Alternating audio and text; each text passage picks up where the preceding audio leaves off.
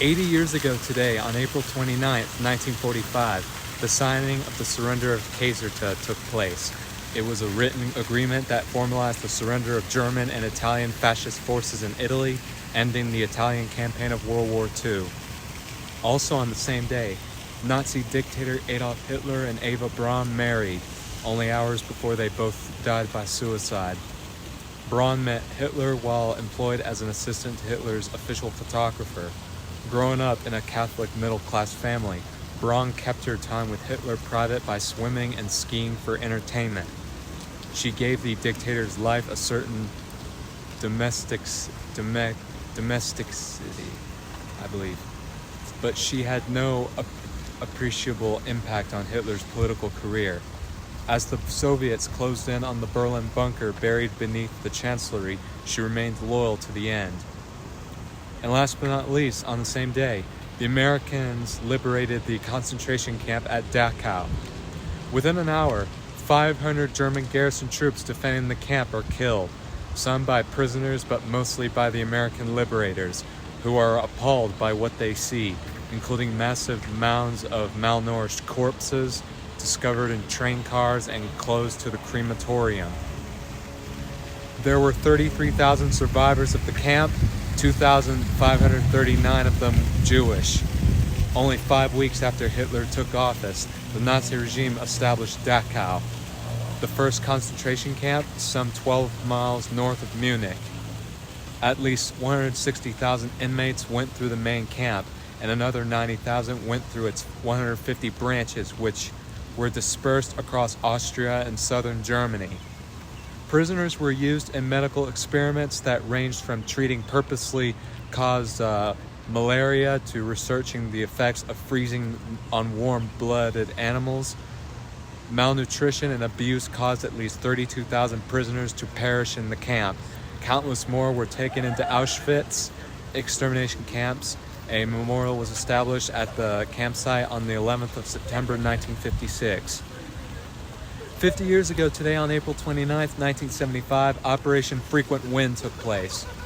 It was the last stage of the evacuation of at-risk Vietnamese and American civilians from Saigon, South Vietnam, before the fall of Saigon, when the North Vietnamese People's Army of Vietnam seized control of the city. It took place in the final days of the Vietnam War on April 29th to 30th, 1975. Over 7,000 people were flown out of Saigon from different locations.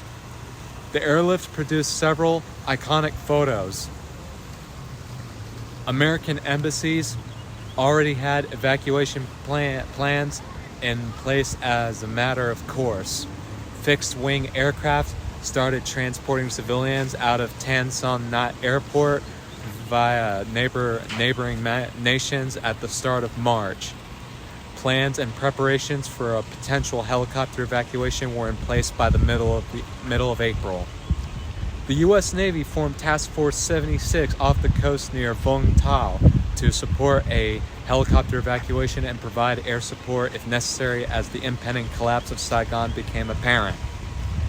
As the North Vietnamese paused for a week on the outskirts of Saigon, presumably waiting for the South Vietnamese government to fall and averting a potential conflict with the United States by permitting the largely unopposed evacuation of Americans from Saigon. Air support was ultimately not required.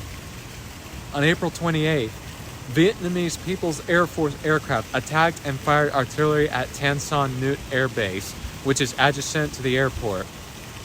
The operation was launched and the fixed-wing evacuation was stopped.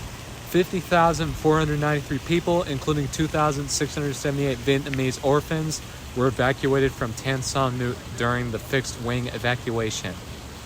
The evacuation, which started at approximately 1400 hours on the afternoon of April 29th and ended that evening with only minor small arms damage to the helicopters, was conducted mainly from the Defense Attach Office compound. Originally only supposed to serve as a backup evacuation location for embassy personnel, the U.S. Embassy in Saigon quickly became overrun with evacuees and desperate South Vietnamese. Around 400 civilians of third countries were left at the embassy after the evacuation was finished at 7:53 on April 30th. However, some Americans opted to remain or were left behind. By air or sea, tens of thousands of Vietnamese people fled. Many boats and ships, Republic of Vietnam Air Force helicopters, and a few fixed-wing aircraft sailed or flew out of the evacuation fleet when South Vietnam fell apart. Eventually, some helicopters were forced overboard to make room for others to land after they started to clog ship decks. To rescue their passengers, other helicopter pilots were instructed to drop off their passengers, take off, and ditch in the sea. 5,595 Vietnamese and third country nationals and 1,373 Americans were evacuated by helicopter as part of Operation Frequent Wind. There were 138,869 Vietnamese who were either self-evacuated or ultimately ended up in American custody to be processed as refugees to enter the country. Additionally, this operation marked the F-14 Tomcat aircraft's first combat deployment. That's all I have for today. If you like what you hear, leave a comment down and subscribe below. This is Stephen Luke, and I'll see you next time for another history update.